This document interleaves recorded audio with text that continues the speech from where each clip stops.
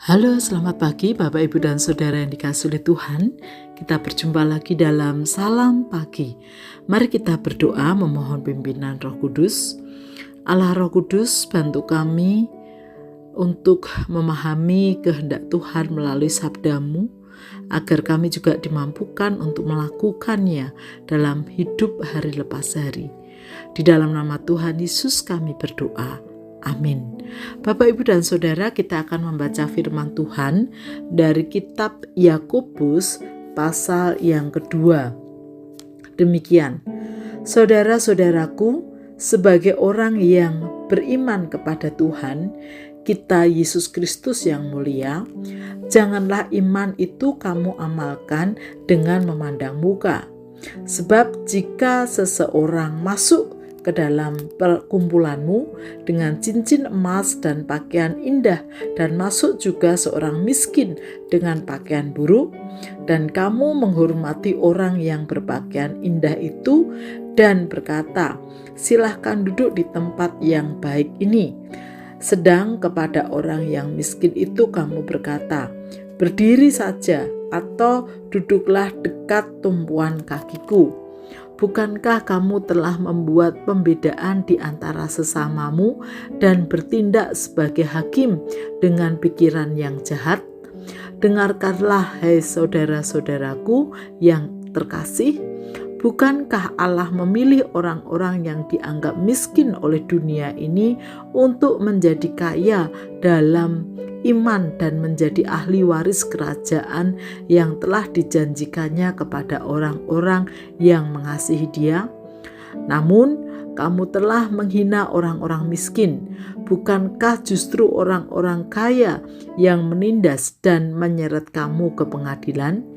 Bukankah mereka yang menghujat nama yang mulia yang olehnya kamu menjadi milik Allah? Tetapi jikalau kamu menjalankan hukum utama yang tertulis dalam kitab suci, kasihilah sesamamu manusia seperti dirimu sendiri, kamu berbuat baik. Namun jikalau kamu memandang muka, kamu berbuat dosa. Dan oleh hukum itu menjadi nyata bahwa kamu melakukan pelanggaran. Sebab siapa saja yang menuruti seluruh hukum itu tetapi tersandung dalam satu bagian saja, ia bersalah terhadap seluruhnya. Sebab ia yang mengatakan jangan berzinah, ia mengatakan juga jangan membunuh. Jadi jika kamu tidak berzinah tetapi membunuh, kamu menjadi pelanggar hukum juga. Berkatalah dan berlakulah seperti orang-orang yang akan dihakimi oleh hukum yang memerdekakan orang. Sebab penghakiman yang tidak berbelas kasihan akan berlaku atas orang yang tidak berbelas kasihan. Namun belas kasihan akan menang atas penghakiman. Apa gunanya, saudara-saudaraku, jika seseorang mengatakan bahwa ia mempunyai iman, padahal ia tidak mempunyai perbuatan? Dapatkah iman itu menyelamatkan dia? Jika seorang saudara atau saudari tidak mempunyai pakaian dan kekurangan makanan sehari-hari, dan seorang dari antara kamu berkata, "Selamat jalan, kenakanlah pakaian hangat dan makanlah sampai kenyang," tetapi ia tidak memberikan kepadanya apa yang perlu bagi tubuhnya, apa gunanya itu? Demikian juga halnya dengan iman. Jika iman itu tidak disertai perbuatan, iman itu pada hakikatnya mati. Tetapi mungkin ada orang berkata, "Engkau mempunyai iman dan aku mempunyai perbuatan." Aku akan menjawab, "Tunjukkanlah kepadaku imanmu itu tanpa perbuatan, dan aku akan menunjukkan kepadamu imanku dari perbuatan-perbuatanku." Engkau percaya bahwa hanya ada satu Allah saja, itu baik. Setan-setan pun percaya akan hal itu dan gemetar. Hai manusia yang bebal, maukah engkau bukti bahwa iman tanpa perbuatan adalah iman yang kosong? Bukankah Abraham bapa kita dibenarkan karena perbuatan-perbuatannya ketika ia mempersembahkan Ishak anaknya di atas mezbah, engkau lihat bahwa iman bekerja sama dengan perbuatan-perbuatannya, dan karena perbuatan-perbuatan itu iman menjadi sempurna. Dengan demikian genaplah nas yang mengatakan, lalu percayalah Abraham kepada Allah, maka Allah memperhitungkan hal itu kepadanya sebagai kebenaran, dan ia disebut sahabat Allah. Jadi kamu lihat bahwa manusia dibenarkan karena perbuatan-perbuatannya dan bukan hanya karena iman. Bukankah demikian juga Rahab, pelacur itu dibenarkan karena perbuatan-perbuatannya ketika ia menyembunyikan orang-orang suruhan itu di dalam rumahnya, lalu menolong mereka lolos melalui jalan yang lain. Sebab sebagaimana tubuh tanpa roh mati, demikian juga iman tanpa perbuatan mati.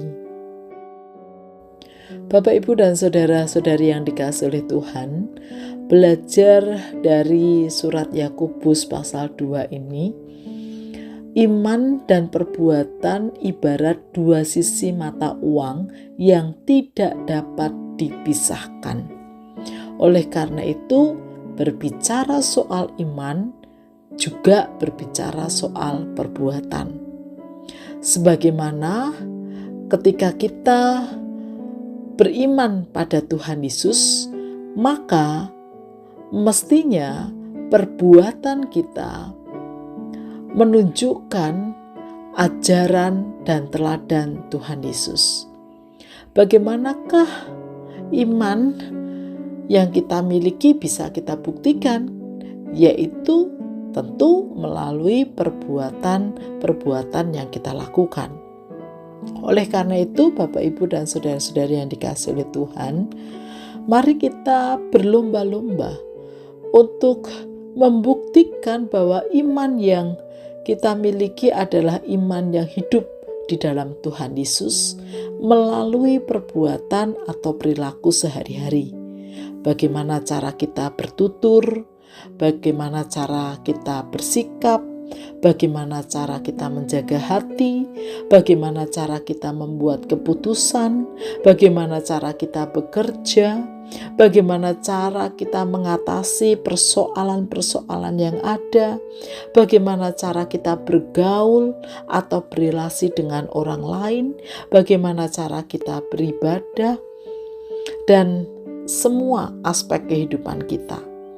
Oleh karena itu, biarlah Tuhan yang memampukan kita untuk terus beriman dan berbuat sesuai dengan iman percaya kita. Mari kita berdoa.